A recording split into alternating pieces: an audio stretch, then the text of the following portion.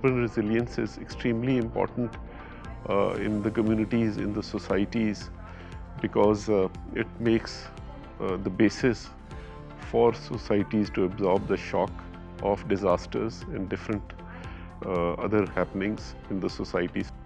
More than half of humanity is living now in the cities, is more than 3.5 billion people, and the projection is that by 2030, 5 billion will be living in cities. And this, of course, has an impact on how people are living.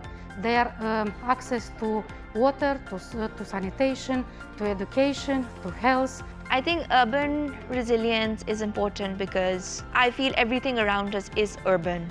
I think we've really abdicated living in nature and moved into cities, moved into apartment buildings, moved into gated communities, and we've really forgotten how to live with nature. But I think what we also forgotten with that is that you can't leave nature behind, because that's what we come from, that's where we live. I guess systems and institutions are already in place. The thing that needs to be improved is the coordination among departments, like coordination between PHA, VASA, Rawalpindi Waste Management Company, MCR and RDA. These all departments are managing or taking their efforts to ensure resilience or sustainability. Rawalpindi में जो सबसे बड़ा issue है और जो हर साल होता है और जो सदियों से होता आ रहा है, सदियों से तो खैर नहीं था, पहले तो उस तरह मसाइल नहीं थे, लेकिन नाला लई जो है उसमें एक तुग़यानी आती है हर साल बरसात के मौसम में, और उसकी वजह से नाला लई जो है वो मुतासर होता है और उससे इर्द गिर्द लोग मुतासर होते हैं। वो तकरीबन 10 यूनियन कौंसलों से गुजरता है और उसके साथ फिर पूरा शहर मुतासर होता है। Citizens and government need to work together to make our cities resilient, not only in the policy making domain but also in its implementation.